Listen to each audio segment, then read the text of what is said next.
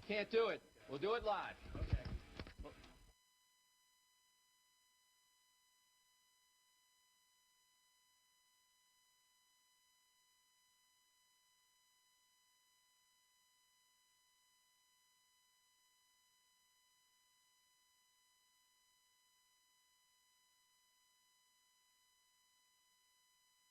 I can't do it. We'll do it live. Okay. Do it live. I'll write it and we'll do it live. Mister, will you please wake up? Michael on the drive across the lane. Turnaround shot. Got it. 63 for Jordan. And Correa lines it deep to right field. Judge is going back at the wall. Looking out. See you later. See you later. See you later. See you later. Astros even the series at a game apiece on the walk-off home run by Carlos Correa in the bottom of the 11th. This is Snowman in the Morning. Oh, yeah. Oh, yeah. I had a longer opening plan, but for some reason it didn't work. That's all right, because we are going to get this in. We are going to do this. And we are going to celebrate King Stephen. Stephen Curry, that is. Good morning, everybody. Welcome to the Wednesday edition of Snowman in the Morning, and I'm still not ready. Had to make sure my light's on. Everything is good. Everything is ready. Well, the deed, she is done. Stephen Curry is now officially the greatest shooter of all time, as he passed Ray Allen for the most three-point field goals ever made in NBA, well, ever made regular season and playoff. He already had that record. But since that's not celebrated, as Cole and I have talked about a lot, and we'll continue to talk about, he passed Ray Allen last night, and wouldn't you know it, it happened at Madison Square Garden. And Cole Johnson is with me now, my partner in crime. Good morning to you, sir. LeBron James broke a record? Oh, no. I'm so sorry. My bad, brother. My bad.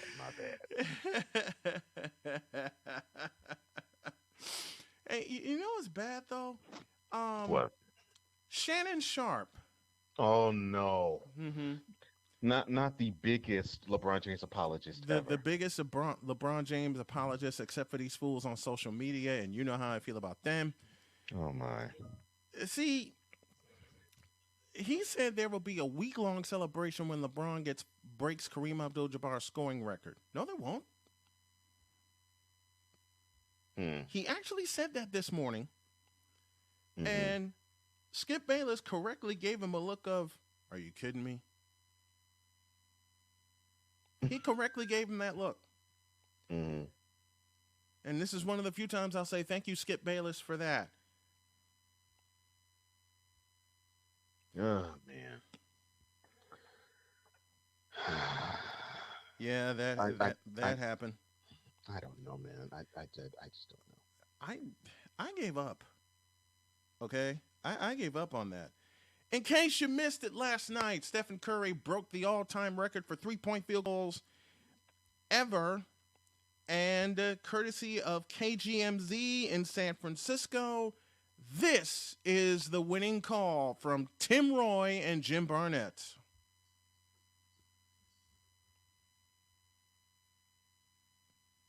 Oh, wait, I know I have it. Hold on a minute. While I get that together, this is what happens when you're live. 105-96 was the final.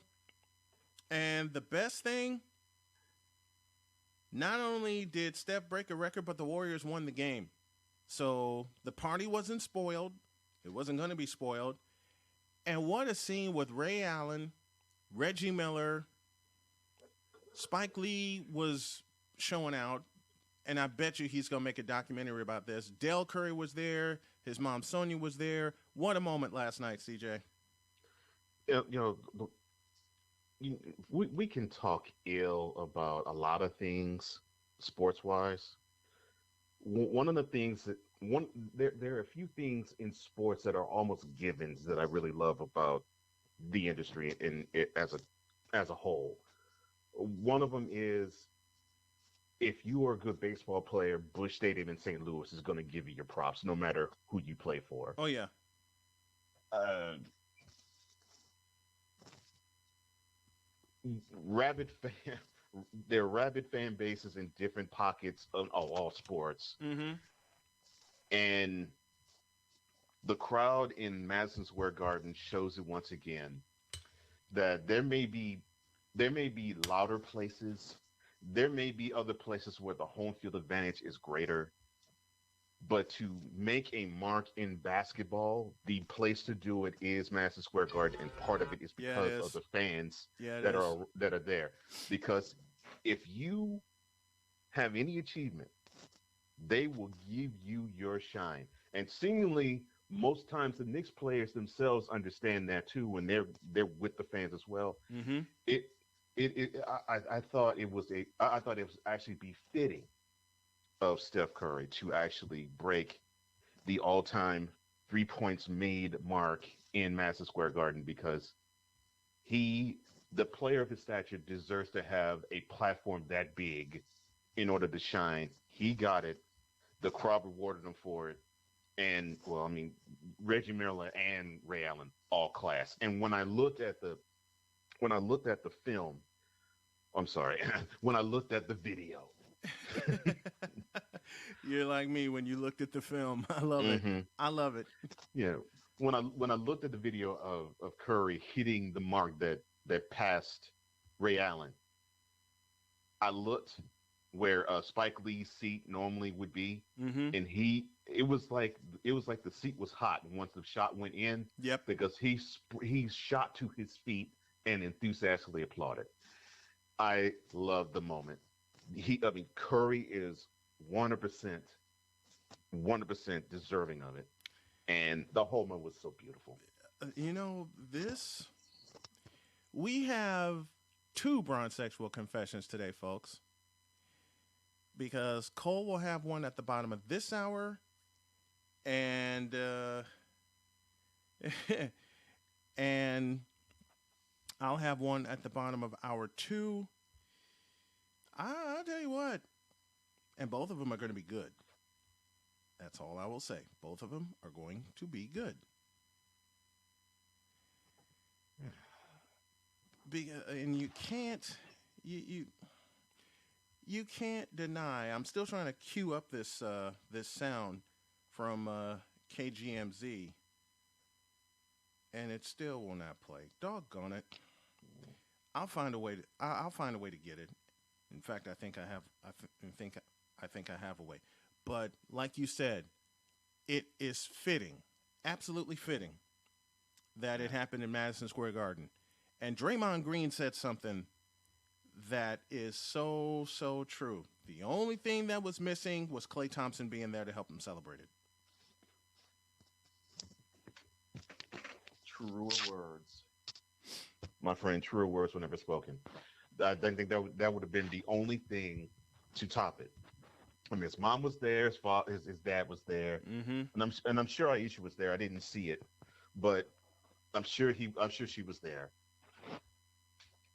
I think the only thing that would have been the cherry on the top on Sunday for Steph would have been if Clay was there to witness it as well, because I know he'd be one of the first, if not the first, to big up his Splash brother. Yes. Yes. It fit. The moment happened, and the Warriors won the game. Like I said, 105-96 was the final. And though he didn't score at least 30, Steph showed out. The first one to tie the record came within the first 60 seconds of the game. I was about to say he didn't even waste time. No. I was like, wow. No.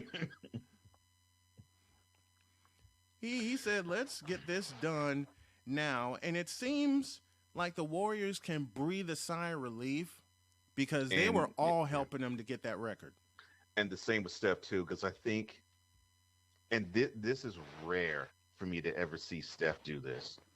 I think when he was within 20 of the record, and I almost have a hard time reconciling with myself actually saying the following. Steph, I think, pushed. and I think he pressed, and I He think did. he pressed hard. Mm-hmm. And I understand that. I mean, you're close to a milestone. You want to make sure that you get it done as soon as possible, so that you can free form and do what you naturally do. And he wanted to do it at home. And I know he wanted to do it at home, but it unfortunately didn't happen. Mm-hmm. The next best thing for him did. Yeah. He didn't get a chance to do it in Chase Center in San Francisco.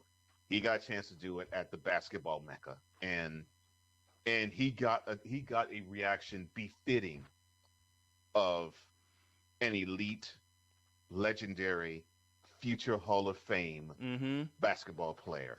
When That's all I could ask for. when 19,000 people come to their feet in unison Yes. before the shot went down. Yeah. The shot went down. Yeah, I was going to say let's talk about the shot that broke the record, because they were anticipating it going down once he caught the ball, Mm-hmm. and he broke it in typical Steph fashion. Yeah. His feet wasn't all the way set, Nope. but his motion was just all ready, and, he a was man ready. was in his face. Yeah, but yeah, the motion was ready, and a man was in his face. A man was in his face. And he let that thing go like he had nobody in front of him, and he struck that all Like practice he had no long. problem. Like he was warming up from the Knicks logo. Mm-hmm. In warm-ups, he was warming up from the Knicks logo. This man is just ridiculous. Man, oh man. And you're just like, he did that? Mm-hmm. And here's a funny thing. People wanted to throw some shade from Ray Allen's perspective to Steph, because And someone why are we surprised? Oh, I'm not. But someone put up something that Ray Allen erroneously said, and he allegedly, but he did not, said something to the effect of, quote, and this is like before Indiana's game, so not Okay. before last night, but before the game before. Right, Monday night. Yeah, Monday night. So basically, I saw this Sunday night, and it said something to the basically, Ray Allen allegedly said something to the effect of, quote, well, I consider myself to be the best three-point shooter ever. Others might consider Steph to be that. That's for you all to decide. Close quote. Oh, come on. That is not how he felt. And I know Come that because on. I know That this. ain't that. No, that is not Ray Allen. Ray Allen is all class, Mm-hmm. because out of his mouth, he did say, quote, look, you can talk about Reggie, who's an awesome three-point shooter, awesome shooter. I think I'm an awesome shooter, but Steph is in another stratosphere. Mm-hmm. Close quote. That is what Ray Allen said. And it's just, I don't get why people want to crap on a wonderful moment. You just let the moment be, and just let the people who are participating in the moment be, and just let it naturally flow. Cool McCain is with us, and he said, his comment is, shout out to Ray Allen for congratulating, not hating like Paul Pierce would have. Yes. Ooh. Say that again, bro. Yes, sir. Yes, sir. Because Pierce is going to find a way to hate on it. Mm-hmm. Pierce is going to find a way to hate on it. And I'm glad that Ray Allen gave Steph his shine that he deserves. Man, one of the best moments there was Ray Allen and Steph Curry embracing midcourt. Mm-hmm. And the crowd acting as if it was two Knicks who were embracing each other. Yep. It was a really good moment. I mean, everything was well done. Mm-hmm. Everything about it was well done. Everything indeed was well done. Yeah, the arena was respectful of Curry. The crowd was respectful of Curry. The Knicks were, and and his fellow Warriors, they were so happy for him. Yes, those are moments we need to see more of in sports. Absolutely.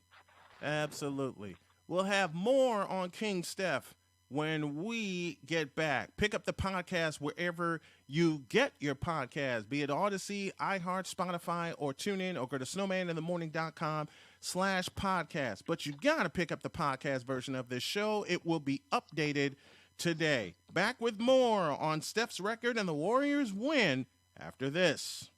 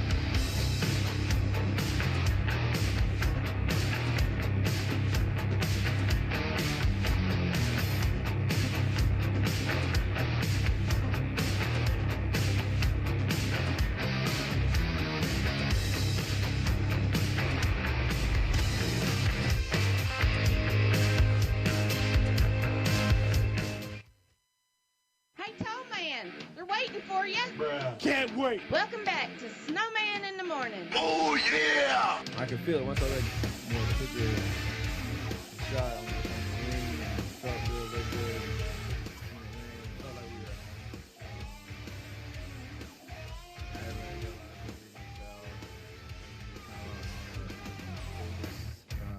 it was a special moment for sure that I appreciate and I'll remember for the rest of my life. A special moment indeed as Steph breaks the all-time three-point field goal record.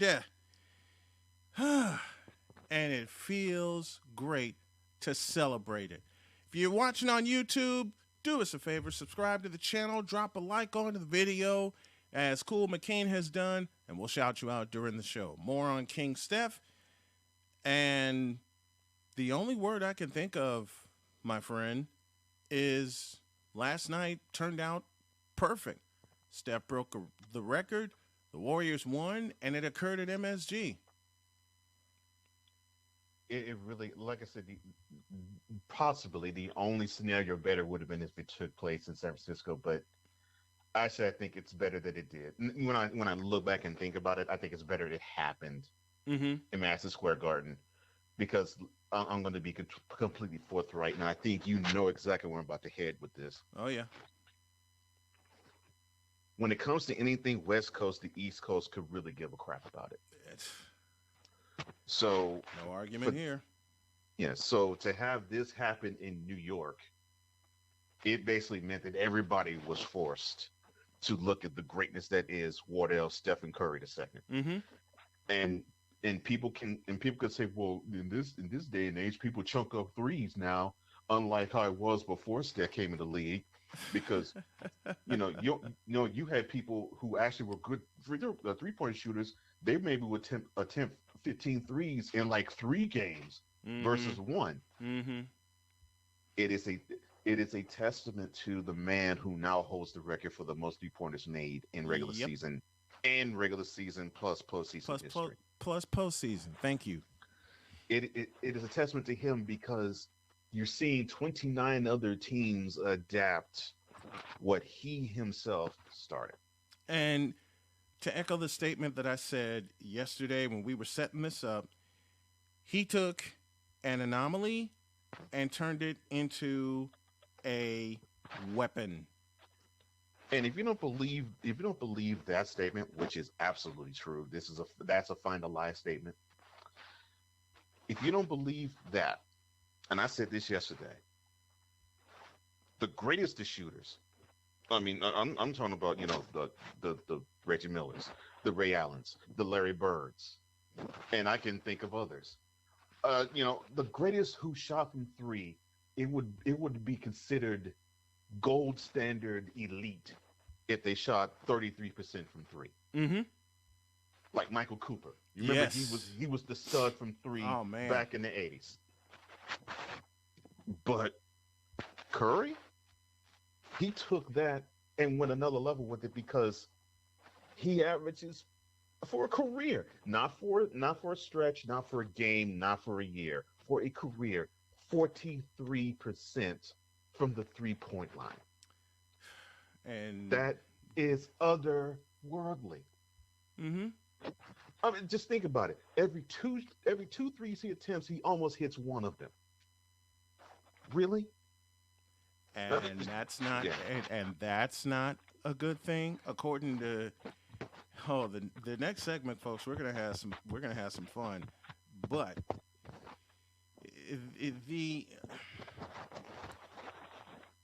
all I have to say is find the lie when it comes to Steph.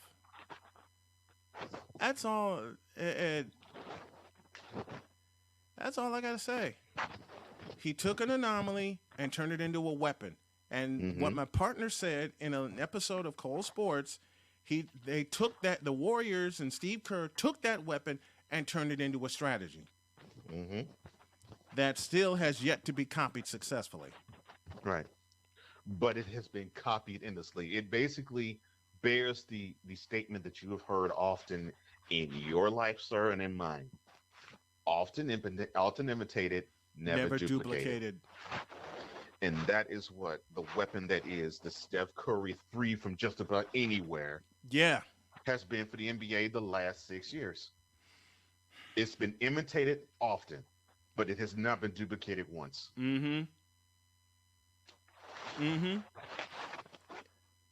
Find the lie in that statement.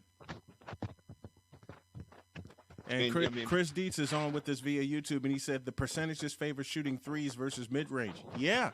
Guess who's the cause of that? Yeah. because people weren't attempting threes Not like in this. that in the way that they do now. Yeah, because it was considered a get out of here shot when we were growing up. Mm-hmm. Because it was like, And in many why ways, would you- it's still a get out of here kind of shot. yeah, because you're thinking, well, why would you want to take a shot from 25 feet? Right. I mean, that was the mentality in the 80s and even in the 90s. Mm-hmm. 2000s, you started to see a little bit of a shift, but it was not much of one. But the shift was immediate and basically permanent now, because I can't see the sport going back No. when Curry perfected the range of shooting 40, 45, 50-foot threes, and that is not an exaggeration. No, it's not an exaggeration. Just as the Dallas Mavericks. Last year when he pulled up just inside the logo and splashed one. I mean, we're talking about a guy, and you mentioned it in the last segment. You're talking about a guy who practices Mm-hmm. shooting threes from the midcourt logo.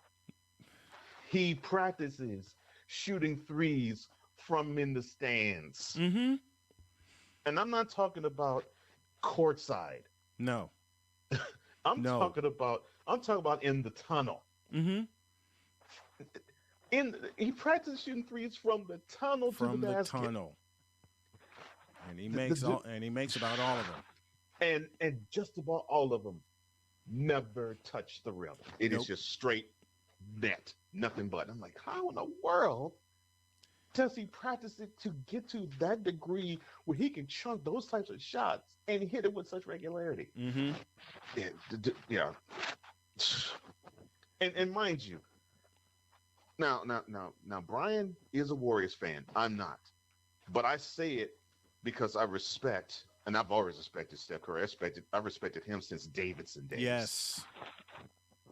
I mean, this guy was an offensive dynamo at Davidson. Mhm.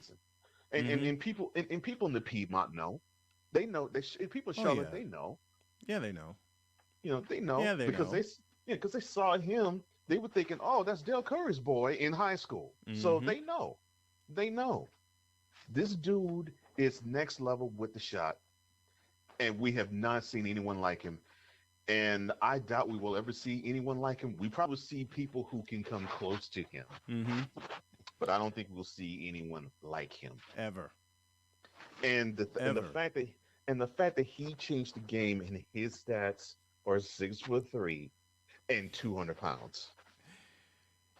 There's an R word that we can use with Steph that we use with MJ, with Magic, with Bird. And that word is revolutionize. And that is not far-fetched, my friend, because he has done just that. He has revolutionized the sport of basketball in ways we haven't seen ever. Mm-hmm. And we haven't seen the sport revolutionized really since Shaq. Yeah. Yeah. Most important question, how did Steph end up at Davidson? Oh, that's easy. Roy Williams thought he was too short. Oh, forget just Roy Williams. Everybody in the ACC thought he was too short. Every ACC school thought he was too short. Even Dell's alma mater, Virginia Tech, Yes. thought he was too short. You Bob go to McKillop ACC. said, I'll take a chance. Mm-hmm. Bob McKillop said, I'll take a chance. And thank you, Chris, for that question. Chris will join us at the top of hour 2 for a Wednesday edition of the College Football Express because he is booked tomorrow. We're going to take a break right now. And it's Wednesday, so y'all know what is up next. Become a patron. Go to patreon.com/SIT morning. Special videos will be there from 5 minutes to about 25 minutes. And a lot of them will be unfiltered. And if you sign up today, those videos will start at the top of the year. Let's get as many patrons as we can so you can see and hear Snowman unfiltered. And yes, that is a promise. Back after this.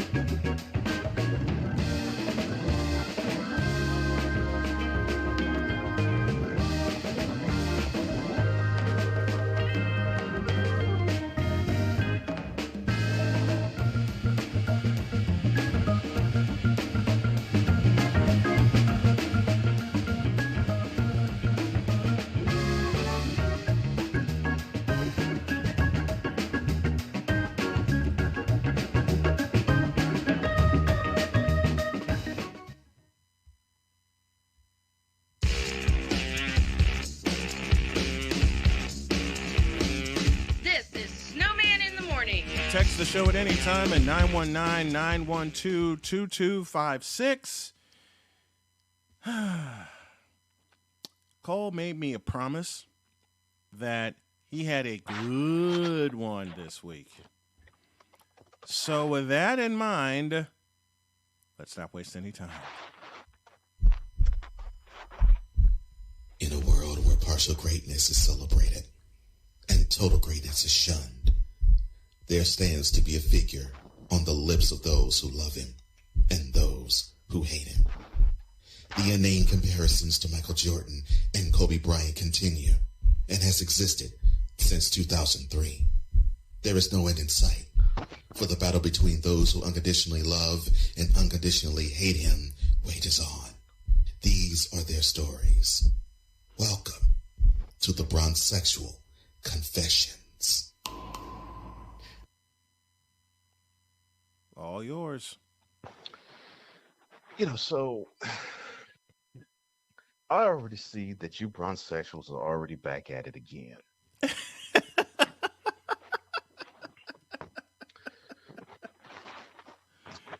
Again?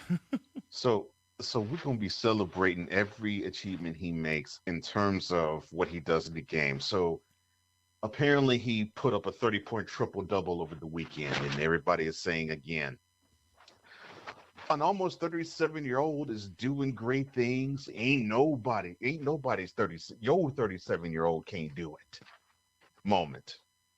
But that's not what I'm going to say, because that's something I believe my partner is going to say. I'll leave that for him. But you stupidly raise this guy up again and say he is great. Look at this triple-double. He should be MVP. And he shouldn't even sniff the award.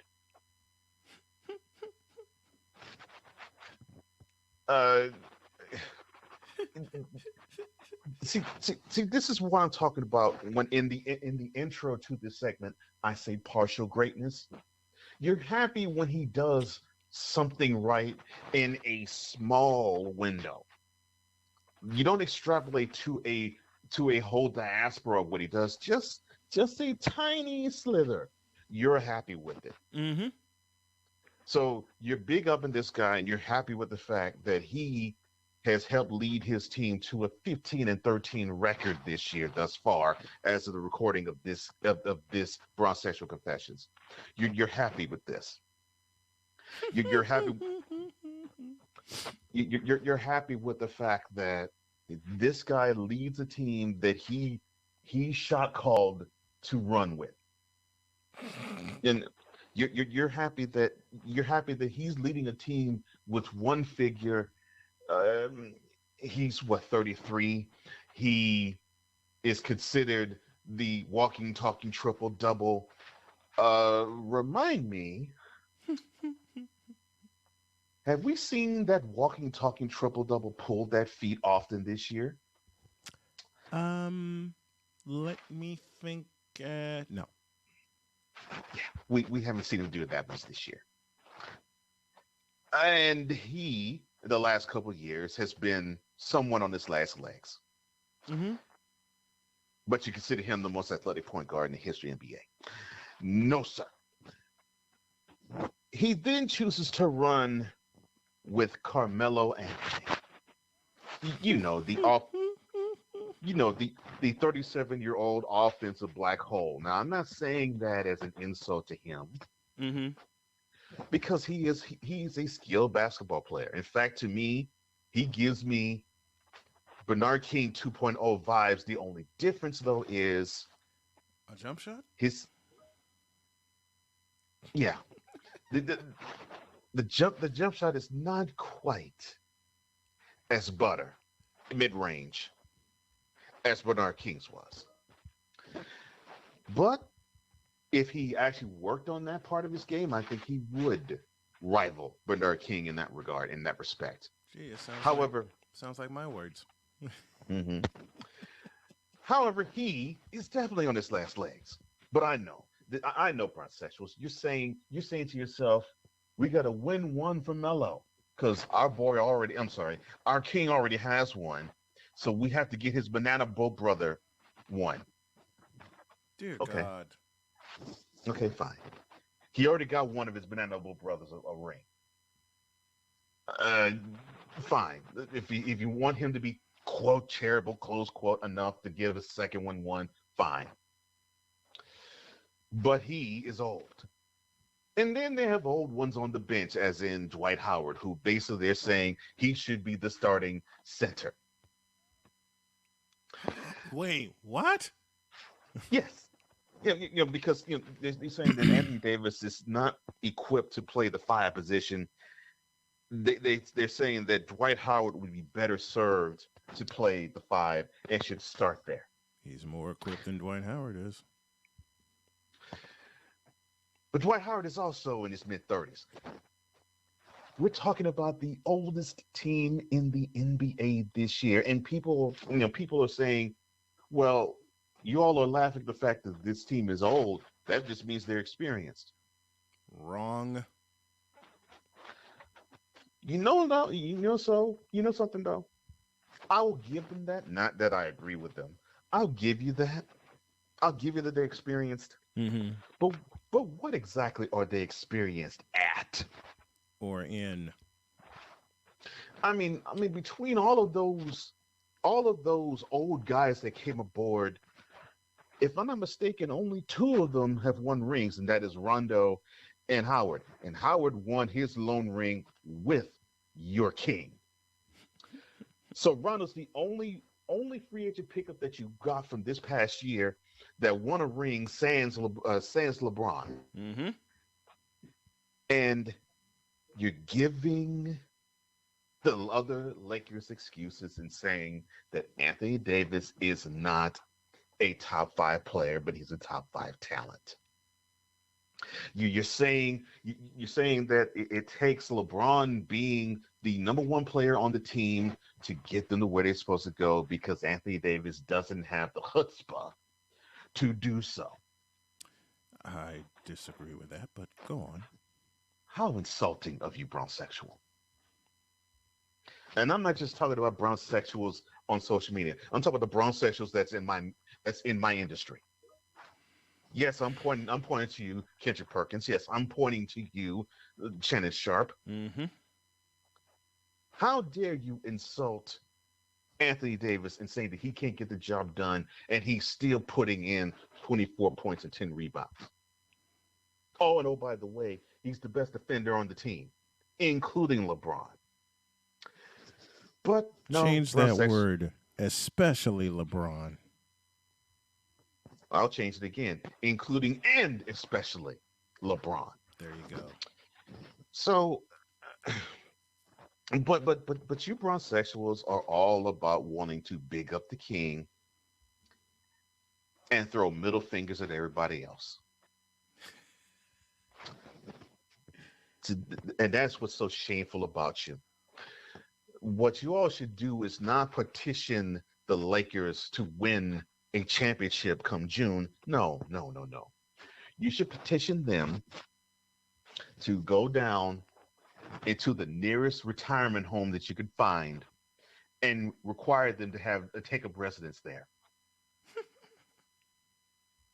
Because you need to have them, and LeBron included, to go into a retirement home and get care 24/7.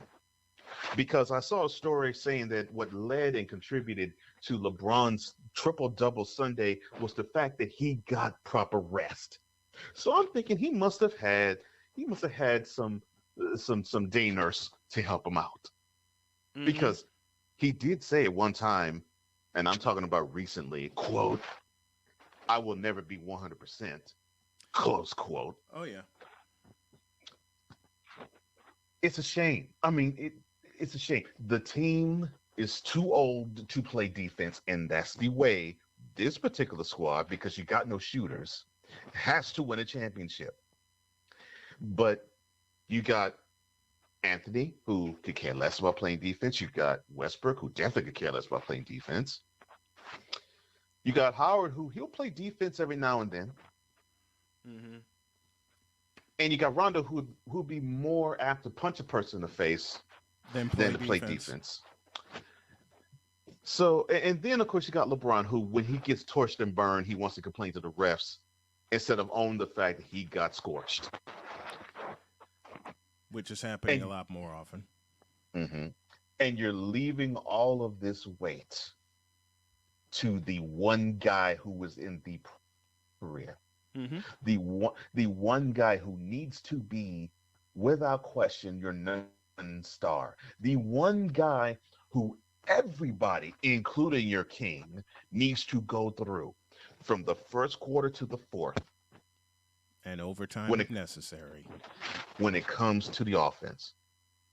Number 6 should not be the number one guy. Number 3 should be. It should be Anthony Davis's team, and it should be done so from tip off. But no, no, no. Don't want to do that. You want to disrespect him and say he's showing too much respect to LeBron. Talking about Davis.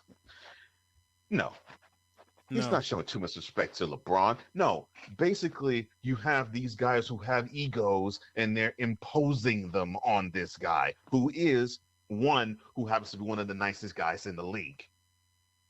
That's what's happening because he's doing his job and then some.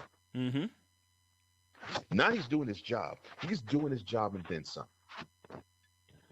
To ask a guy to put up more than 24 points and 10 rebounds and what a block and a half a game, Mm-hmm.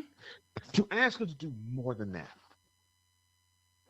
is tantamount to what you all have been crying has needed all this time. He puts up stats similar to 27.7 rebounds, assists, but he assists for help.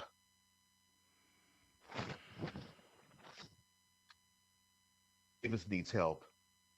LeBron needs to every now and then get breathers, but he also needs to acquiesce. Ooh. But he doesn't. Oh. Oh, I'm sorry. I'm so sorry. I forgot. I'm speaking to bronsexuals. See, Oh. see, As Cool McCain said, shots fired. see. I keep forgetting, and I'm just speaking in my normal tone, in my normal. I totally forget. I have to dumb down my language. I'm sorry. I'm talking to bronsexuals, so I'll say it to where you understand it. LeBron needs to step back. Mhm. LeBron needs to accept he's number 2. LeBron needs to big up Anthony Davis in every single way possible. Like 10 years ago, what the Banana Brethren, Dwayne Wade did in Miami to him, Yep. pulling him inside and say, "Look, this is your team. You're the most talented player on our team. Our team is going to be successful or it's going to fail because of you." But they won't do that because they have the handy excuses. Oh, I'm sorry. Go on, please. But has your king done that? No. No. What your king has done is he's heard what you all have said. Mhm. Oh no, LeBron, you can keep going. No, LeBron, don't retire soon. No, LeBron, we haven't seen a player your age do what you do. Man, you can keep going to 45. Look, you see what Tom Brady's doing. You could do that too, and you don't take as many hits as he does. Oh, brother. Feeding into his ego Mm-hmm. ain't going to make this particular team in 2022 better. In fact, it's going to make it worse. Why? Because LeBron James is not the Heatles. LeBron James. Nope. He will not. He already will not play 82 games. He will struggle to play 62 games the way he is going. And let's get this understood. Oh, you hating Cole? That's what I'm talking about. You a hater. That's why I don't want to follow you. I don't care if you do bronsexual, but I want you to be enlightened.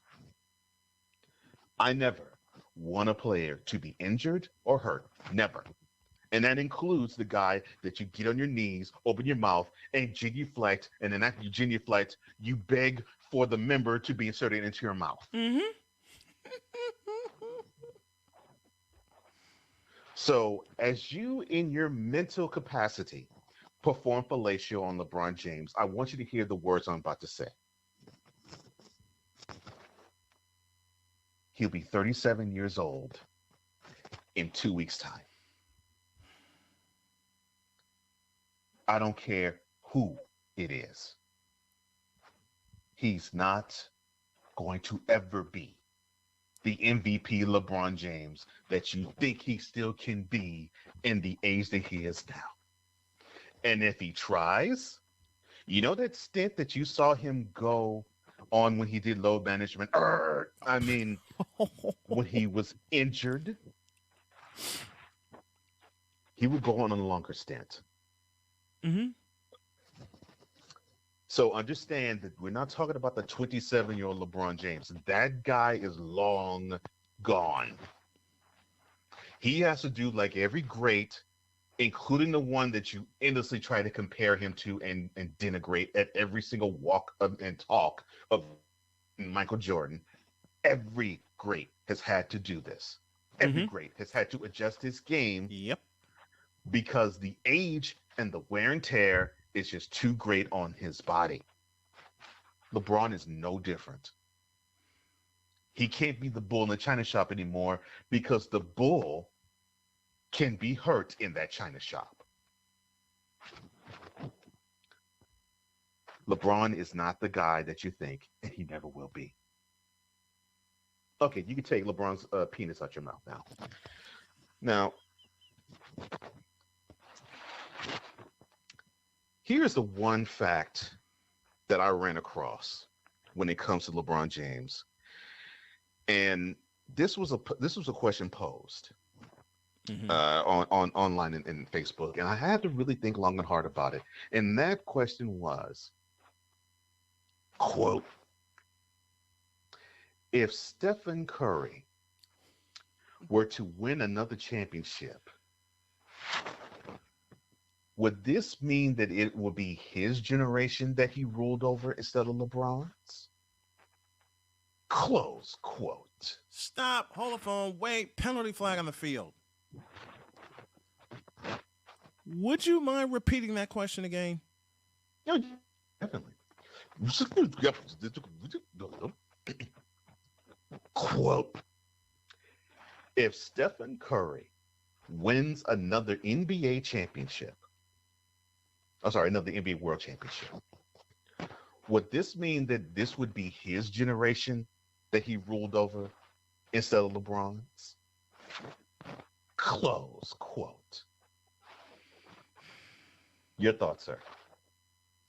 That's like the question I was posed, who would be the next great face of the NBA after LeBron? I'll answer both questions with this sentence. Newsflash. The next great face is already here. You saw him last night. Continue, sir. That's okay. That's quite all right. I'll answer this question quite succinctly, quite simply, and quite painfully for you, Bronsexual.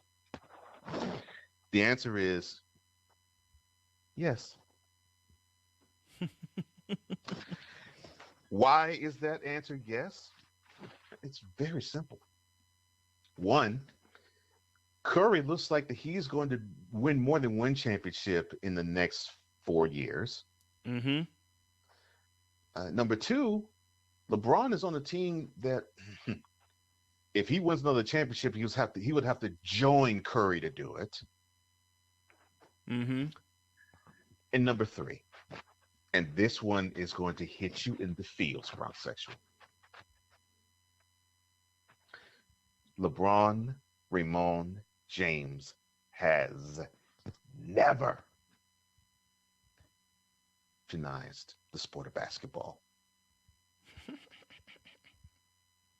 I'm not talking about off the court because I can hear you now, Bronsexuals. Mm-hmm. Well, what do you call when he went to South Beach? He was the first one to come up and actually create the team that he wanted. He basically pulled the owner's punk card.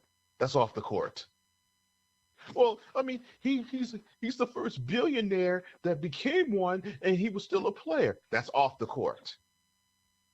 I mean, he has all those endorsements, and he did Space Jam. Can I say it? Yes. That's off the court. Exactly. I'm not saying that LeBron James isn't a revolutionary figure, period. No. He has been a revolutionary figure. But all the revolutionary things he's done has been off the court, and some of them have been a tweak to what others have done before him. I would say like another number 23 that I'm thinking about. The real 23.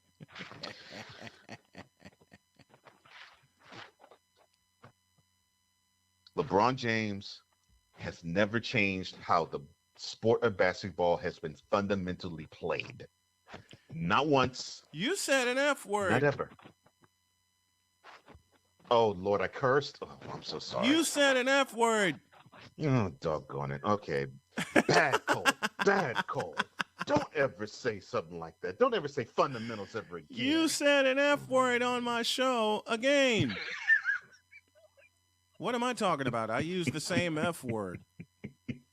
Hell with it. Oh, my.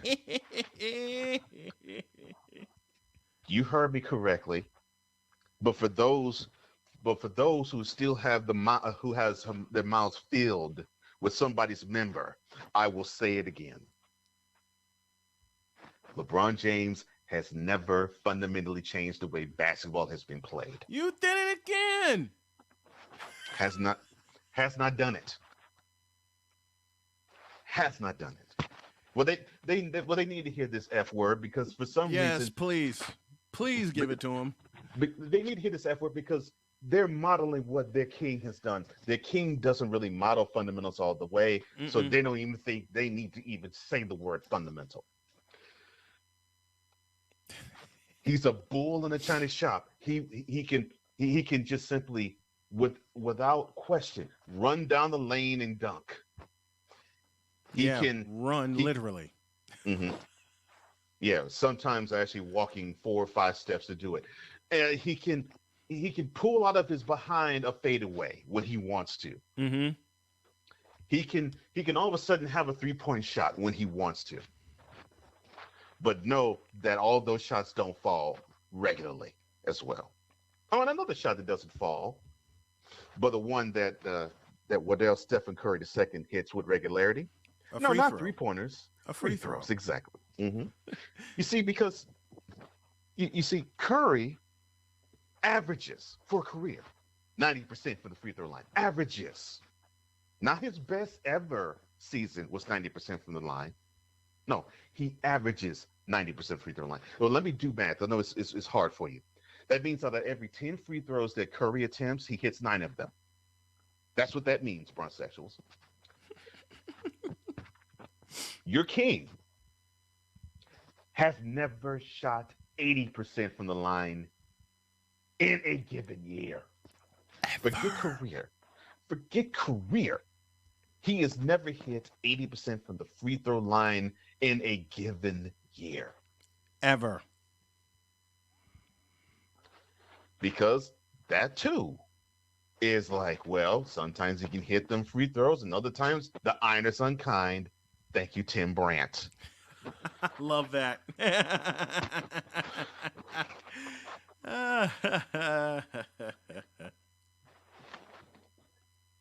It just ceases to amaze me how you want to big up this guy and just simply crap on everybody else. Well, allow me to retort.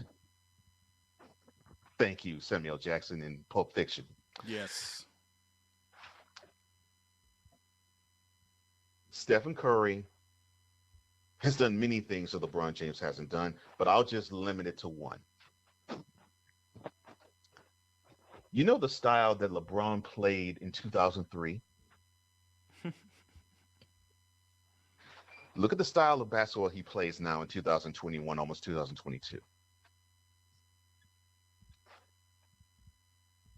Did he play that way in 2003, 2004? No. Mm-mm.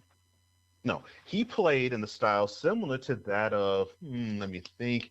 The name is on the tip of my tongue. Oh, yes, the name that has you all shook in your pants. And that's Michael Jordan. Yep. You see, he dreamed himself. He basically is the walking embodiment of the Gatorade commercial. Sometimes I dream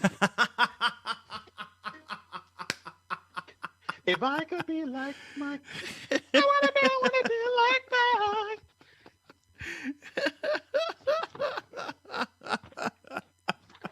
That's your king. Mm-hmm. That is your king. He's the walking embodiment of the Gatorade commercial that celebrates Michael Jordan. That is how he played in 2004. Fast forward almost 18 years later, he's playing like a 6'3", 200-pound point guard that I know. Oh, I think I know that gentleman. Mm-hmm. I think And you see, what's this guy's name? He's 6'3", 200 pounds, out of Davidson. Oh yeah, I know this guy, Stephen Curry. That's right, Charlotte, North Carolina's own, coming out the Yay area now. You see, this is what's going to eat you all alive. You all want him to chase ghosts, and he's chasing ghosts himself. Mm-hmm. And you all are chasing ghosts along with him. Yes. But what you all aren't realizing is that in certain cases behind you, in certain cases to the side of you, and in big cases ahead of you, it's one guy that outshines LeBron almost every step of the way. Why? Because the way he plays basketball is how everybody on every level of the sport is playing.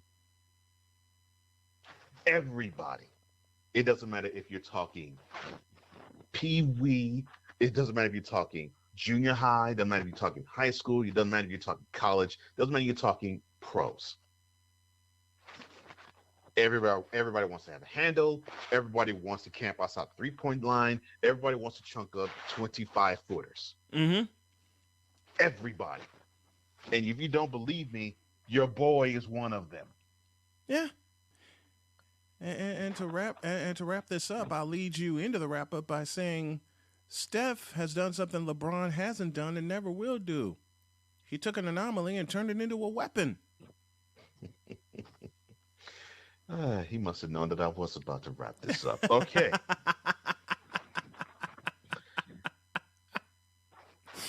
Here's the brass tacks, bronsexuals.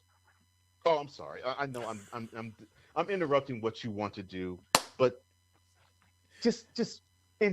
I beg of your indulgence this 1 minute here. Uh-oh.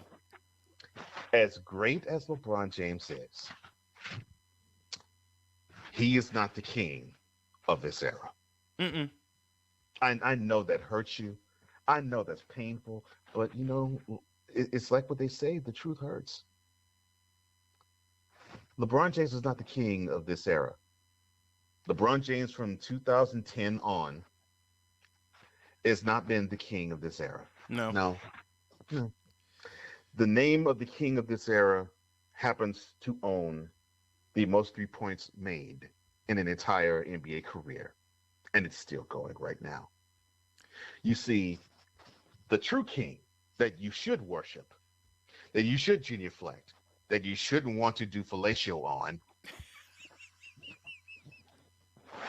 is Wardell Stephen Curry II. Understand something, bronsexuals. Even your king bows to him.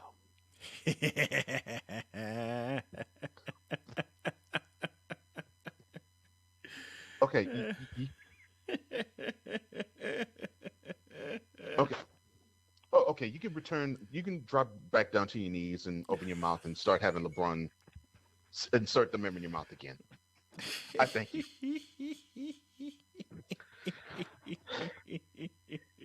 In a world where logic and sense flies completely out the window, while purple and yellow glasses are donned, rises a figure who encourages ridiculous, undying loyalty. Good Lord, I'm about to throw up. This has been yet another installment of the Bronsexual Confessions. Bravo.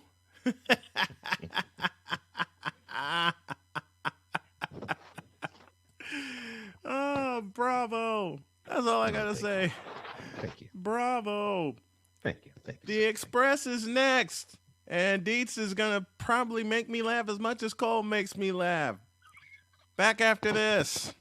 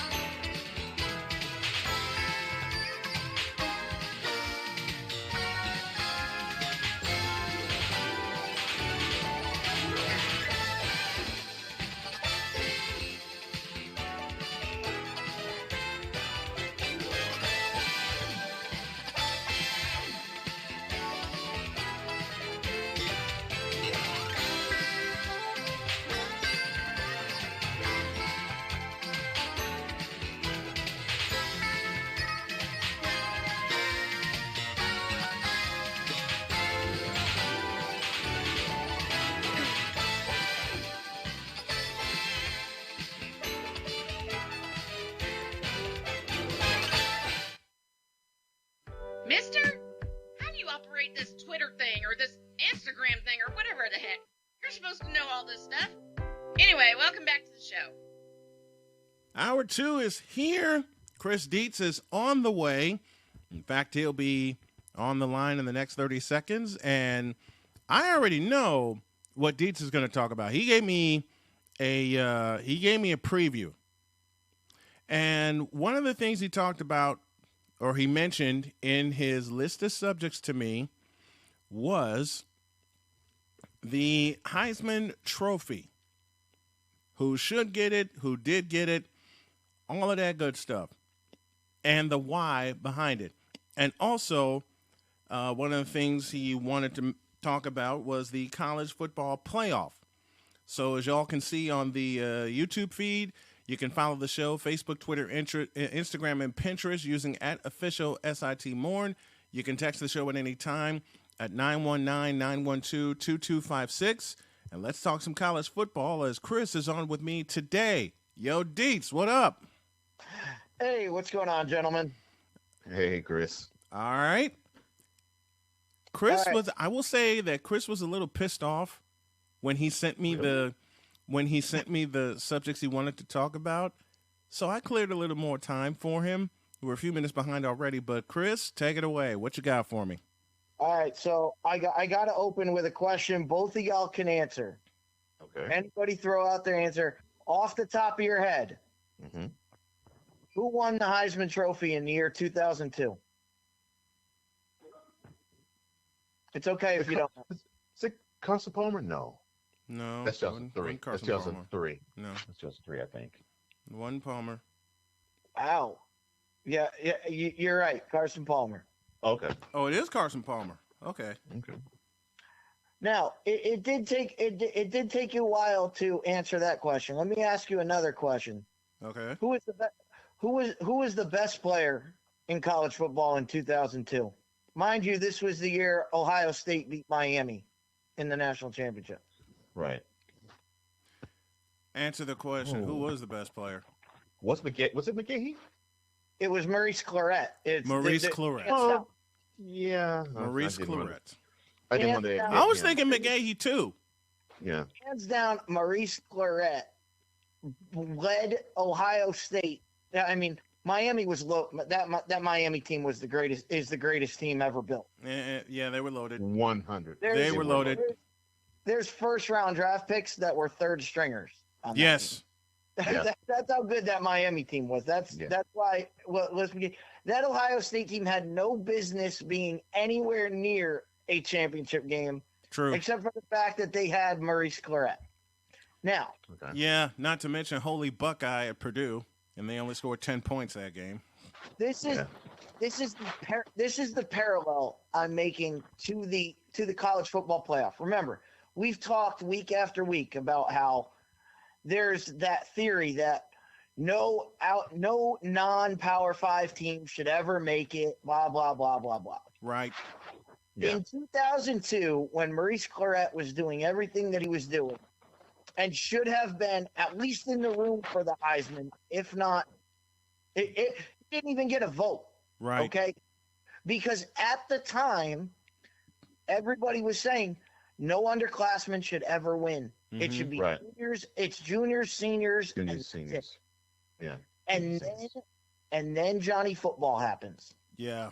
Yes, sir. Mm-hmm. And ever since then, we have seen an influx of freshmen, sophomores being put in, including this year's winner, technically a sophomore, but it was his first year starting. But we still had C.J. Stroud, a freshman, that was invited. We're seeing this now. This is the parallel I'm making. This is what Cincinnati has done. Mm-hmm. You think about up to that point, it was common knowledge. If you're a freshman, you don't win the Heisman. Right. Right. Up to this point so far, it has been if you're not in the Power 5, you don't make it. Mm-hmm.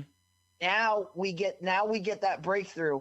So it'll be interesting to see as we go forward here how this plays out. Right. But you're seeing it's not even a bat of the eye. Nobody even questions it anymore. Nobody even raises the question anymore. No, they So I'm don't. hoping that's what Cincinnati has done for us, Mhm. that they can take that question off the table. Yeah, they can.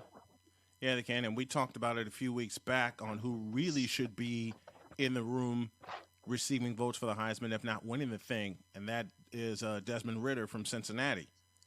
You know, Absolutely. every Heisman finalist was placed on that list this year for one game. One. Unfortunately, the Downtown Athletic Club in New York, basically with Mr. Ritter, basically said, "Who?" Mm-hmm. It's just sad. It's sad how college football is so biased. And Cole and I talked about it about a week ago about how Desmond Ridder was being played to the left, and we did this before Chris came on, and Chris just echoed the message. Let me ask you a question, Chris. Why did they play Desmond Ridder to the left like that, and all he did was keep winning? They did it because they don't want average sports fan to even take a look at Cincinnati's direction. Mm. They know college football fans that have been paying attention and actually watching Cincinnati know how good that team is. Yes. But average Joe that maybe might tune in for the playoffs, the college football elites do not want anyone paying attention to Cincinnati. Mm-hmm. That's why you're not going to see Luke Fickell up for Coach of the Year. Right. Right. He won't get a vote. I mean, No. it's probably going to go to a guy like Jim Harbaugh. It more likely will be. Yeah, it'll more likely be Jim Harbaugh. I mean, Luke Fickell does something that no one else has done, and they're not even going to look at him. But because Jim Harbaugh did something that he hasn't done in his entire coaching career, he's going to get rewarded with that type of award, I believe. One game for Jim Harbaugh. Yeah. Okay, it's the number one's like so prevalent. All the Heisman Trophy candidates are there because of one game, and Jim Harbaugh is probably going to win the Coach of the Year because of one game. And that game is against Ohio State, which is why I hope Georgia boat races their asses in the playoff. More on that in a couple weeks. But which leads to our discussion of the playoff. Cincinnati at 4, and they're the only undefeated team in the playoff. What they want to do, and I've talked about this. Cole and I have talked about this on the air. Chris, you and I have talked about this privately. Let's put it out in public right now. They want Cincinnati to get slammed. It's not even that. They just wanted to set it up. They just wanted to set it up to where they have a Big Ten SEC matchup. We've talked about it since the first poll came out. Mm-hmm. It's the SEC Big Ten Invitational, and they didn't want to ruin that. Well, so Cincinnati busted that. That's why they had to maneuver the schedule. That's why they had to maneuver it so that we get Michigan versus Georgia and Alabama versus Cincinnati. It didn't matter wherever you put Cincinnati, Right. you knew Alabama was going to be across from them. Mm-hmm. They wanted Alabama across from them. Yes, they wanted Alabama across from them. You basically said the third thing that I tried to remember what I wanted to say about how they wanted to line up the 4, Chris, Mm-hmm. and that was ultimately they want Alabama and Georgia to be in the national championship. So Yep. that meant if Alabama won the SEC championship, which they did, they'd be either number 1. If they were number 1, Georgia would be 3. Georgia would be if they were 3. number 2, Georgia would be 4. Mm-hmm. They want And Alabama. The big matchup they want is Alabama Georgia for the national championship. If they get Alabama Michigan, that's a consolation prize. Right. So they wanted that. You're also right, because I also said, Deeds, that they wanted an SEC ACC national semifinal matchup, and they get that with Georgia and Michigan. Mm-hmm. And they wanted, and you just said the third one. They wanted Cincinnati to be opposite Alabama. They wanted Cincinnati. They want Cincinnati to get slammed by Alabama. But Cool McCain, who's been watching with us on YouTube the entire show, posed the best question. And I know Chris has been thinking about this, and Cole and I have been thinking about this also. What if Cincinnati wins? That's the ultimate what if heading to New Year's weekend. Oh, I want that. Heading to New Year's weekend. Oh, I want that. Oh, I want that. I want Cincinnati to win so badly. We'll get into this as the game gets closer. Right. But people that haven't been watching Cincinnati, if you think Alabama's just going to come in and steamroll them, I mean, I said this on Fifth Down Sports Show last week. Absolutely, Alabama can come in and steamroll them.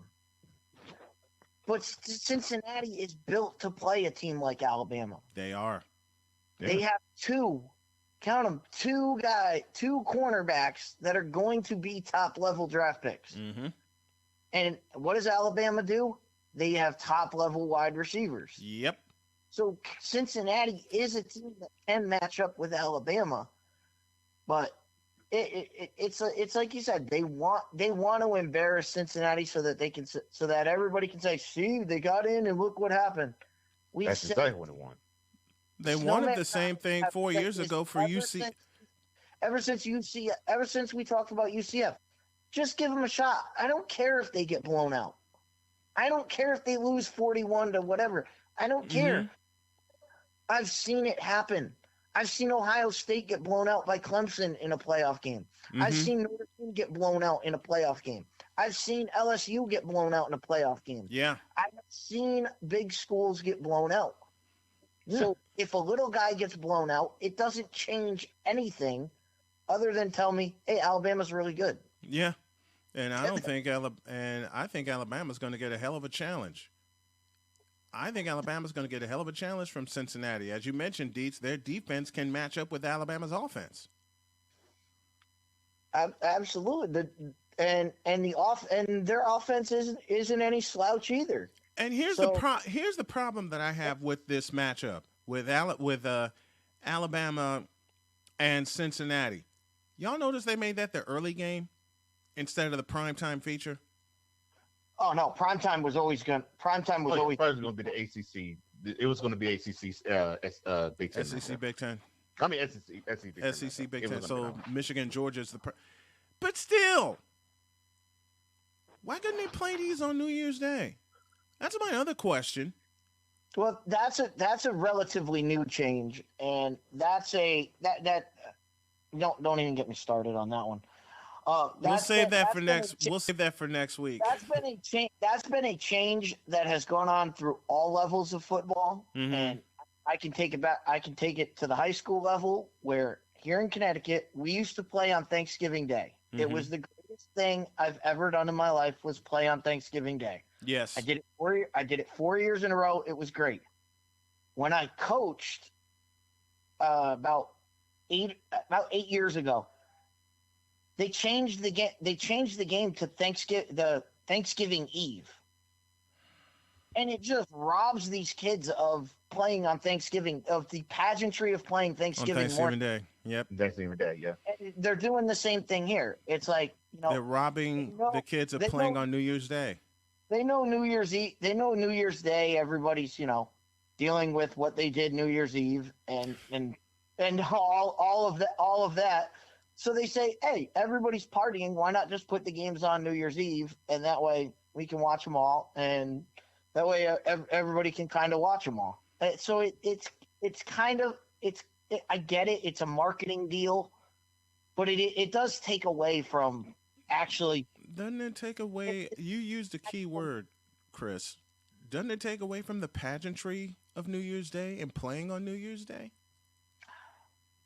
It does, but at the same time, I can say, well, it adds to those games that are being played on New Year's Day. Gotcha.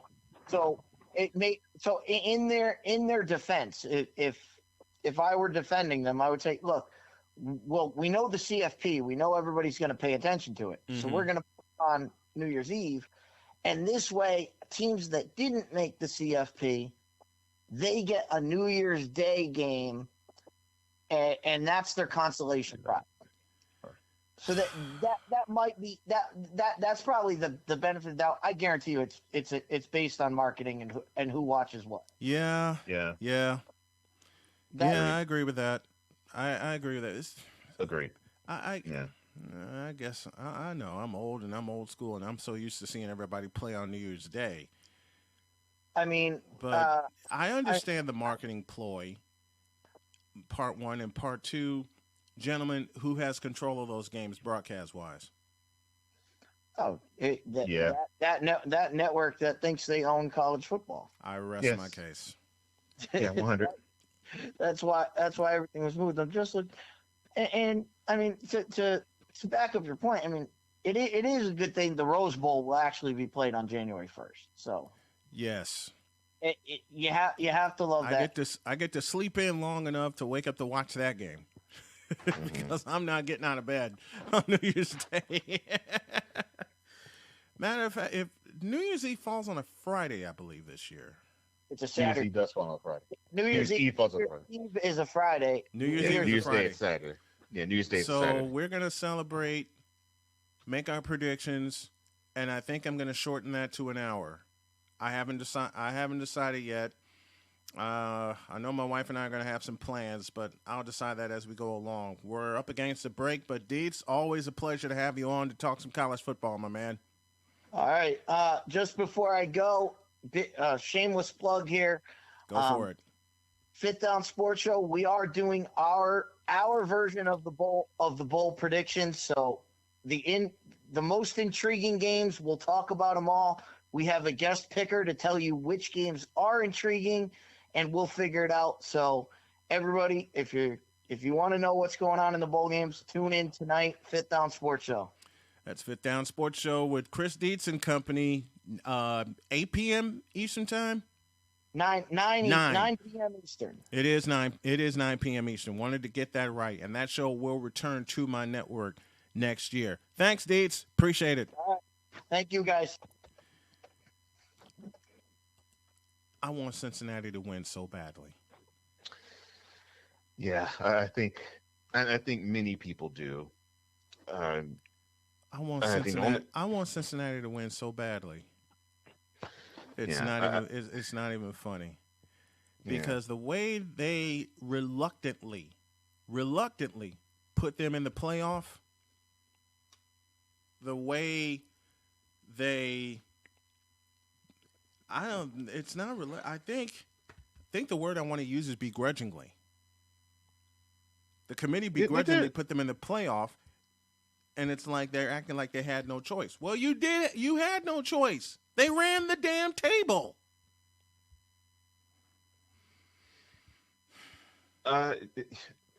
Reluctantly and begrudgingly are beautiful, beautiful words, because it was as if they were holding on hope. They were rooting for Oklahoma State. Yeah, they were. The Big 12 championship game in Dallas. They were because Oklahoma State had their ticket punched. Yes, all they had to do Oklahoma was win. State had their ticket punched. If they'd have beaten Baylor, they were the fourth team. They would be the fourth team, and that's how they would justify it. They'd say, "Look, it's a Power 5 conference team. Yeah, they lost the game, but they have been, but they are one of the Power 5 champions, so they supposed to go."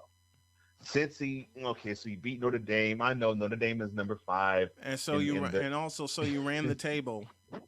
Yeah, and that is messed up to think that they ran the table, won their conference too, handily. And they would have they would have gotten the boot, because they were that adamant on against keeping them having out. Cincinnati. Yeah, on keeping them out. They were that adamant. They were that adamant on keeping them out. Sick. And sometimes NCAA. I don't feel it as much in basketball, but I definitely do feel it in basketball as well. But football, don't get me started. Sometimes I want to shake the crap out of them. You know what? NCAA college football just may be getting an email from me tomorrow. I'll decide when I do the slate. Up next, my version of the bronze sexual confessions. And yes, boy. I'm going to be mentioning Steph. I'm going to be mentioning quite a few people. Ooh. Yeah, because I'll save it. Join Snowman in the morning on Patreon. Visit patreon.com/SIT morning. Bonus videos will be there. You can subscribe for as low as $5 a month. Back after this.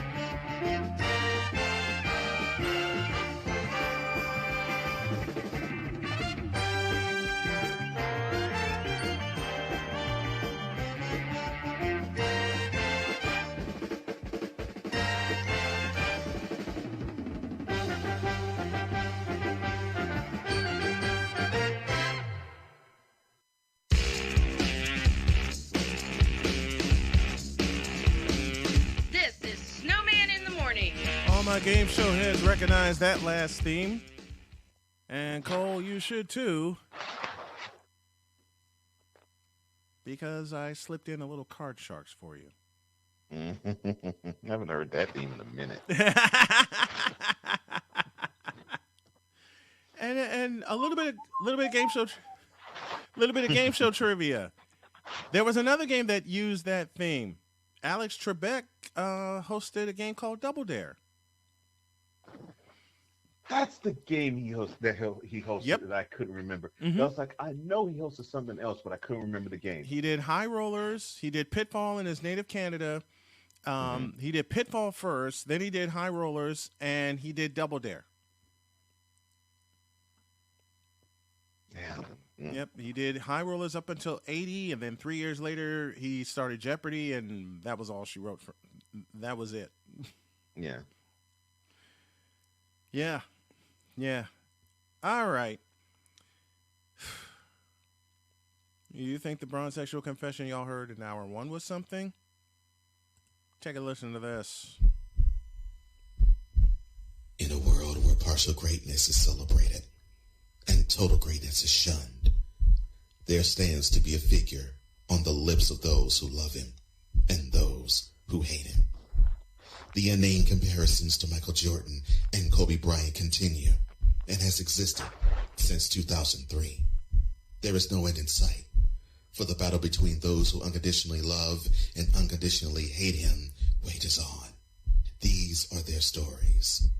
Welcome to the Bronzexual Confessions. All right. Hear me and hear me well, bronzexual. Let me try that statement again. Hear me and hear me well, bronzexuals, because there are many of you. LeBron ain't the king anymore. He's not? Wait, change that statement. LeBron was never the king in the first place. Oh, wow. I will say that again. LeBron was never the king in the first place. For you see, there was a fellow named Kobe Bryant that was with him and ran him over. And then LeBron got ran over in 2009 in the Eastern Conference Finals. Then he got ran over in 2010 in the Eastern Conference Semifinals, which caused him to take his ball and go to Miami, or take his talents and go to South Beach. And then Pat Riley slapped him with a dose of reality, saying, "You're not running this team." And after he lived his 4 years in Miami, he broke camp.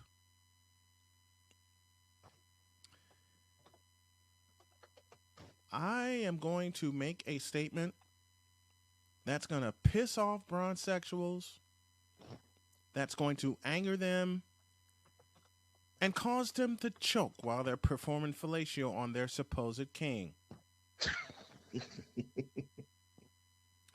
And my statement is the following. LeBron James is a fraud. He's a fraud? Fraud. Okay, sir. Why do you say that LeBron James is a fraud? I got many a reason why I say LeBron James is a fraud. But these bronzexuals prove it by celebrating every partial achievement. Like all right, I got to start it with this. I had a conversation with a bronzexual. Now I'm glad I did not say that in mine. We've never seen LeBron have a stretch like this. You dumbass. Stephen Curry has that stretch every 5 games. But it doesn't go back to my earlier statement of LeBron James being a fraud. LeBron James is a fraud because he's a bull in a china shop when he wants to be, but when he needs to improve his game, he hasn't. Hear me again. In the aspect, and I'm only judging him for what he does on the floor, for you bronzexuals that want to try to mix in everything he does off the floor, it does not apply here. Does not fly here. This is a no-fly zone. In every aspect that LeBron has had a chance to improve his game, he hasn't. He doesn't shine the brightest when the lights are on the brightest. reference 2011. He was handed a stimulus package in 2016, and I don't need to go any further with that. And the biggest reason I say LeBron James is a fraud because he passed his idol in Michael Jordan in scoring, and not one person in the Staples Center cared. It sounded like it was a funeral instead of what we heard last night at MSG, or the times Michael Jordan would set a scoring record for the Bulls at the Spectrum in Philadelphia. You see, your king... No, let me put it in the form of a question. And I know my partner is a musical maniac, and all I have to say is, quote, "Where's your crown, King Nothing?" Close quote. Of Metallica fame, okay. And I am a Metallica fan. Where's your crown, King Nothing? 4 MVPs? That's great. Mike's got 5. 4 finals MVPs? That's good. Mike's got 6. Where's your 90% from the free throw line? Where's your 40% from the three-point line? And you seem to want to take those shots further and further out, and they clang off the back of the rim. Meanwhile, King Steph hits his threes at a 40% clip for his career. Steph hits free throws at a 90% clip for his career. And the only reason you're shooting 50% from the floor for your career is because you've had 5 more years since MJ's retired to take more shots. You've had 5 more years to chase this ghost you call Michael Jordan, which you will never catch, because that's the only thing driving you right now besides your filmmaking career, supposedly in Hollywood. Oh, that is filmmaking career. It wasn't a sales pitch that brought you to Los Angeles. It was convenience. Let's see. Bronny's playing high school ball in Los Angeles. Your family's out in Los Angeles. It's all convenience. It has nothing to do with the Los Angeles Lakers, and that's why you're ruining the Lakers. You're a fraud. You've ruined the Cavaliers, you've ruined the Miami Heat, and you've ruined the Lakers. Fraud! Ooh. Ruining the Lakers? A great player leaves a team in better shape than when he came there. That's how they normally do it. You, LeBron Raymond James, have ruined not 1, not 2, but 3 franchises. But 3. But sir, bronsexuals say with glee. Look at the team he's on versus the team he leaves, and they say that when the team that he left is absolutely circling the drain, that's a testament to LeBron James's presence on the team, and I don't understand. I don't. They celebrate that. My next 2 words are the following. You fool! He bent Dwayne Wade over a chair for 4 years.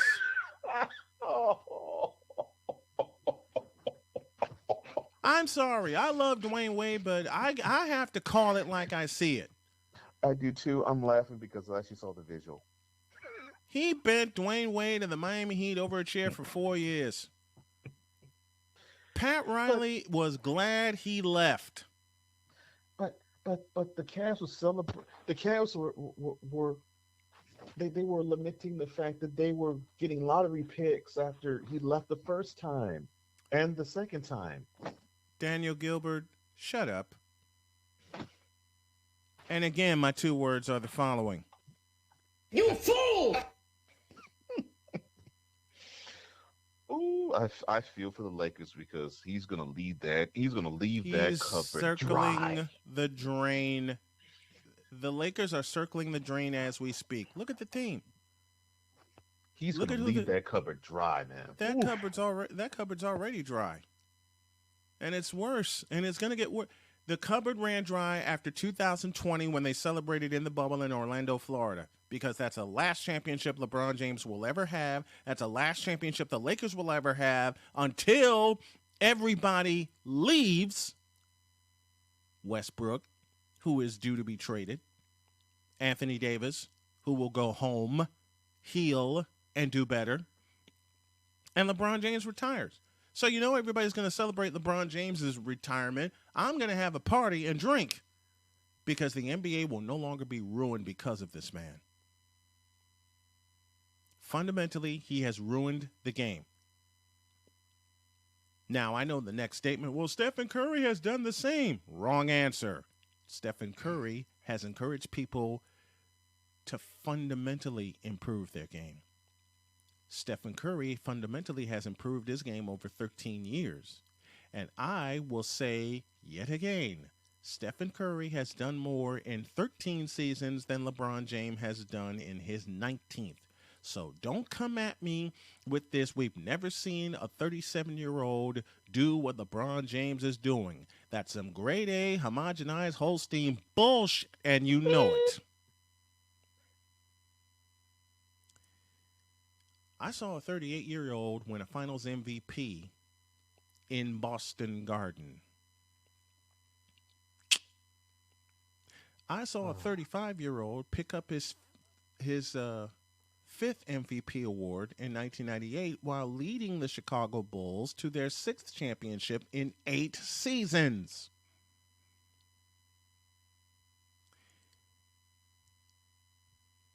I saw a 33-year-old set the record for most three-point field goals made in a regular season career, and he did it on the road, and the crowd loved it.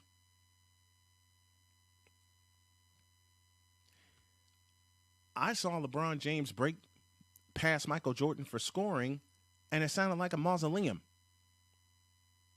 Let's compare the two, shall we?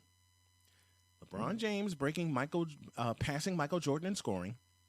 Stephen Curry passing Ray Allen for three-point field goals. On one side, you have LeBron James.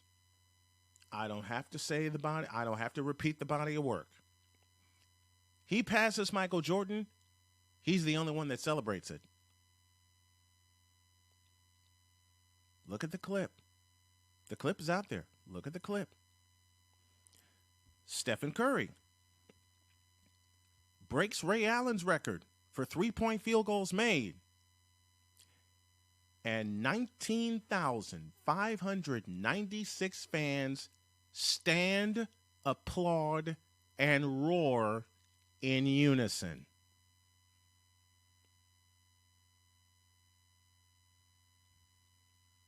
Let that sink in a moment, bronze sexuals. 19,596 at MSG stand, applaud, roar in unison, and the best part, every one of them pulled out their cell phones to film the moment, including Reggie, including Spike, including Brian Anderson, who called the game on TNT. His father, Del Curry, was there. His mother, Sonia Curry, was there. We know Aisha was there. Aisha was there somewhere. Yep. 18,750 at Staples Center quietly clapped when LeBron passed MJ, which tells you the influence of MJ even to this day. Well, I guess we're going to be hearing two more of those instances when he passes Malone and Kareem. I'll stop you right there. He won't pass them. He won't pass them. Well, Cool McCain said it best in the chat. Father Time is undefeated.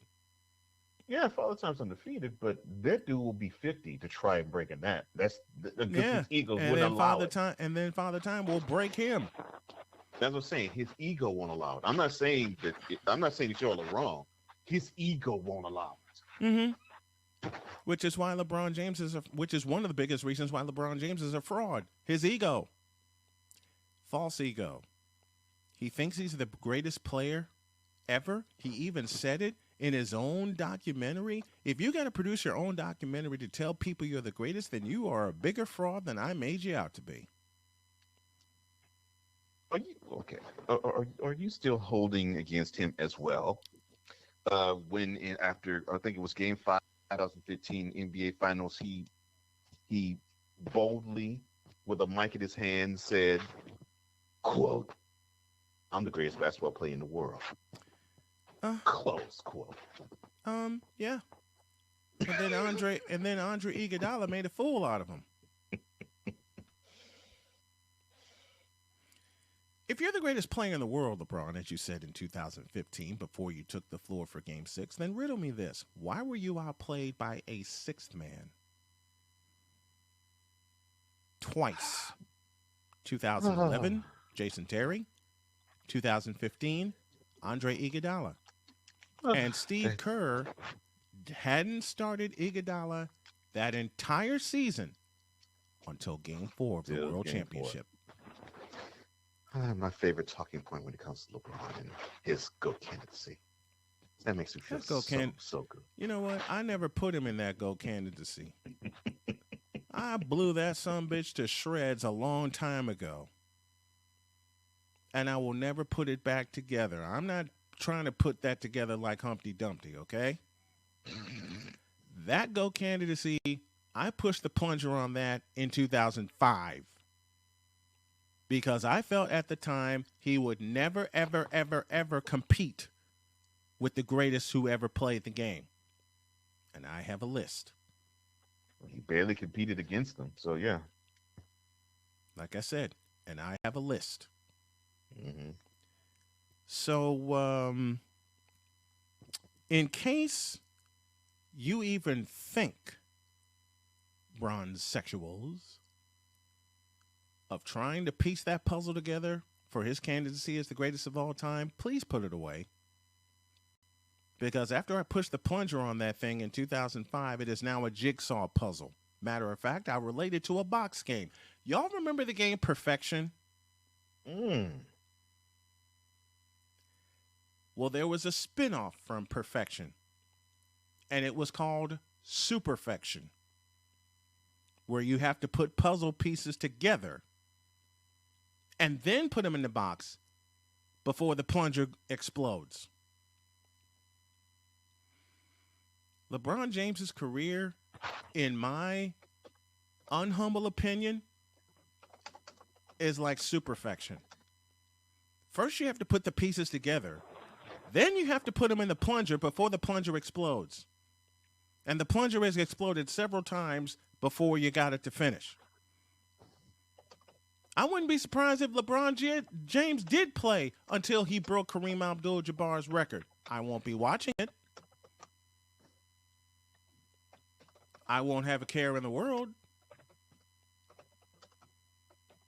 If that's the ghost that he wants to chase, fine. Chase records. And I close with the biggest reason why I feel LeBron James is a fraud, especially now. And I know my partner will appreciate this. I know Ann Tricia Bray Smith will appreciate this. I know Cool McCain will appreciate this. That critical Broncos fan who have been, and all of which who have been interactive with us for this entire show. Everybody that has watched a little bit of old school basketball will appreciate my final reason for LeBron James being a fraud. You chase records. You don't chase titles anymore. See? There you go. And I'll say it again. You chase records. You don't chase titles. I think you stopped chasing titles after you left Miami. You lucked up in the one in Cleveland. And yeah, I said lucked up because the NBA blanked up and gave you a stimulus package. I knew you was going to say that. LeBron James lucked up because the NBA messed up in 2016. You know the word that rhymes with lucked. Yes. And 2016 is one of my other big reasons why LeBron James I feel is a fraud. But as I said, my final reason, he chases titles. He doesn't chase titles, he chases records.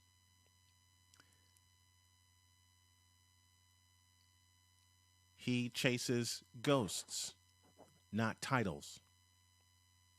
He chases lists, not titles. And these bronze sexuals are chasing it right along with him while putting their nose up his ass.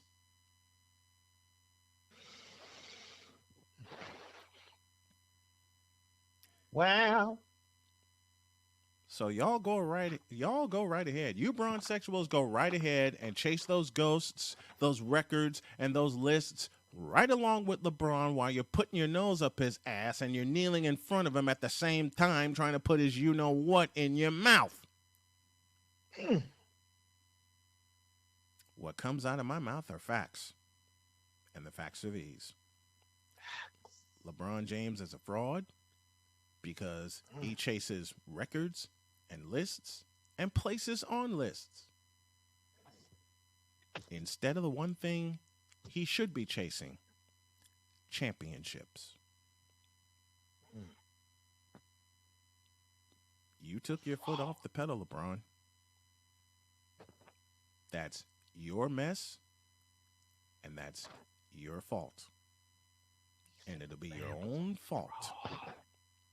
It will be your own fault, LeBron, that not only will your basketball career go bust, but so will your movie career. Case He has a movie rested. career? Oh, I'm sorry. My bad. As I said, case rested. In a world where contradiction and hypocrisy exist, lies the truth to set us all free. Here is where we all get enlightened. This has been yet another installment of The Bronzexual Confessions. Bang. You messed me up with the movie career.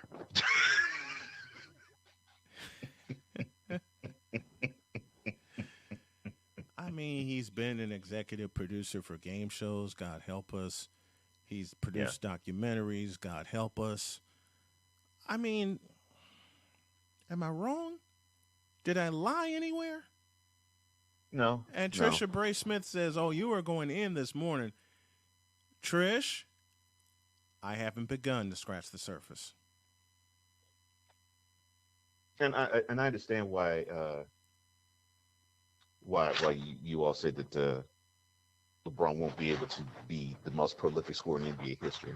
I get it. I do. Because, I mean, I said it in the first hour. But I also love what you said. Mm-hmm. I also love what you said, that he'll play until he's 50 until he catches that record. Yeah. The dude will, I hate to say it, the dude will die trying. Because he wants at all costs to have people say without a shadow of a doubt, because he holds this record, he's the greatest basketball player to ever exist. That's what he wants. The NBA. And now you understand my final reason. Mm-hmm. He chases records, not titles. And he wants to be the first to say that he is average. Well, I think he wants. Personally, I think he's targeted 40,000 points. Mm-hmm. He wants to be the first to say that he scored 40,000 points, pulled down 10 rebounds, and has 10,000 assists for an entire career. And he's going to have 10,000 turnovers. He might. He keeps going. He probably will have 10,000 turnovers. He'll play until he gets 40,000 points, but he won't realize he has 10,000 turnovers. I mean, he's what? He's almost at 5,000 right now. So yeah. Yeah. I'm old and I'm old school, and I know turnovers is a big part of the game. I get that, but at the same time, he's committing them like nobody's business. He commits them right and left. He commits them like this, like it's nobody's business. Come on now. I mean, I go back to 2000. I go back to 2016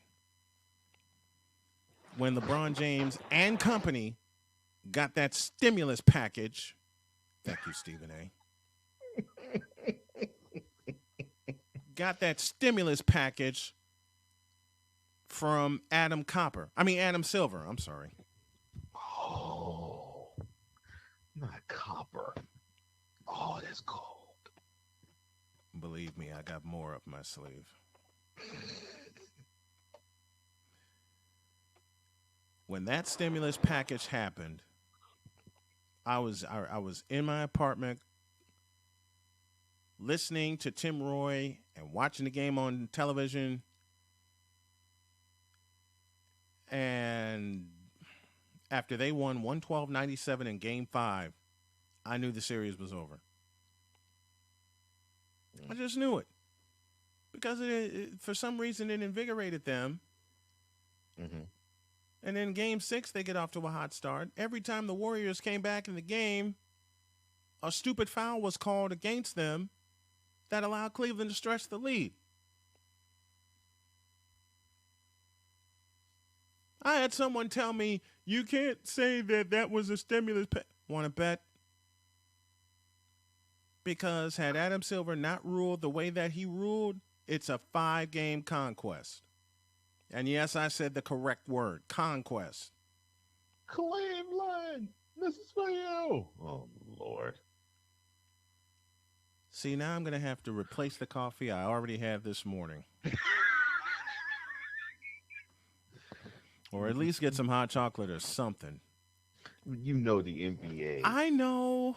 Was so happy when that moment happened. Man, yeah. I was. And to think you didn't have to pay for it at the time. Because that four-letter network actually let you watch it for free on their website. But now, since they hemorrhaged a whole lot of money, and I think this is a subject I'll put on the slate for tomorrow, they have put practically everything behind a paywall, including hockey. Well, yeah.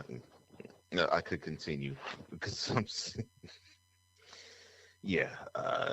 it for tomorrow. Bleeding money. Yeah. Save it for tomorrow. I am. Yeah. Save it for. I'll make sure.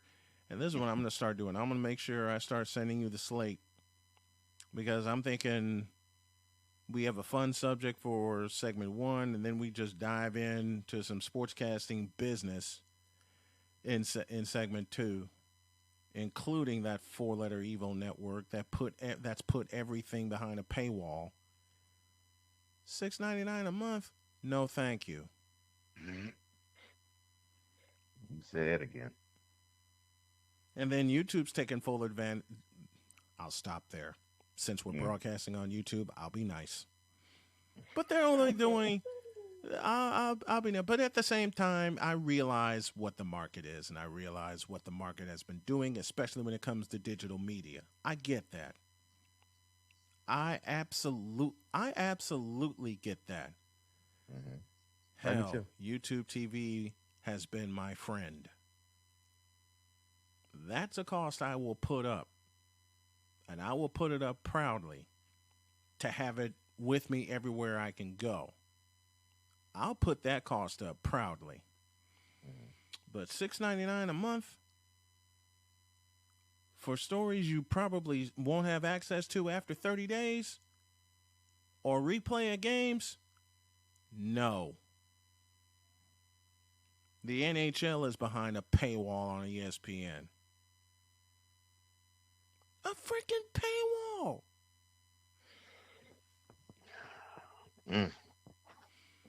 Again, this is me having the understanding of where digital media is going. I get it. Hell, I was experiencing that when I was covering high school ball back in Chicago. And one of the high school tournament, the high school holiday tournaments I covered was behind a paywall. Believe me, I get it.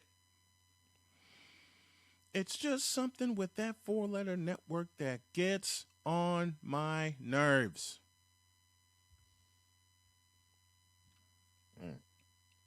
Call me biased, call me whatever. I just know what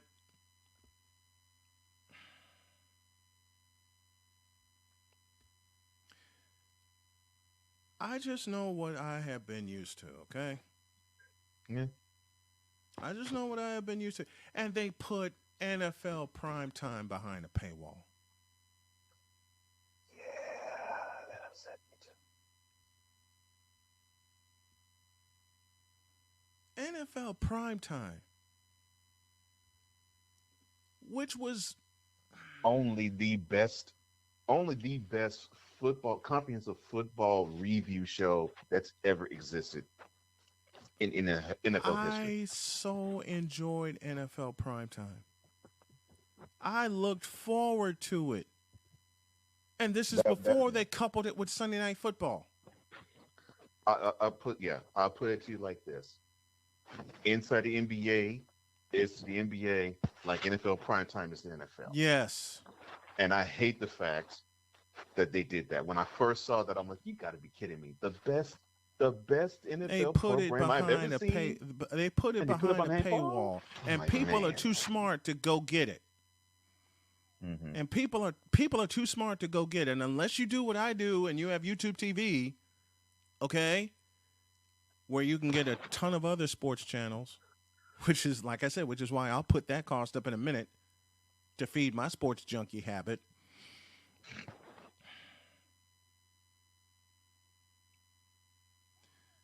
I just don't understand it.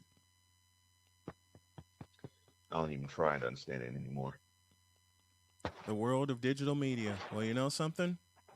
This is part of digital media, and we're going to take advantage of it too. Yeah, because it ain't all bad. No, it's not. It's not. Like I said, I just know what I'm used to, but at the same time, I know what we're getting into, or what we have gotten into. Right. All right, we got to split. And we'll do it all tomorrow. And we'll have more on the digital media discussion. Till tomorrow, have a great day. God bless. Remember to make your next move your best move. And always remember, if your dreams don't scare you, then doggone it, they are not big enough. Dream big, do bigger. We are, and we hope y'all are too. We're out of here.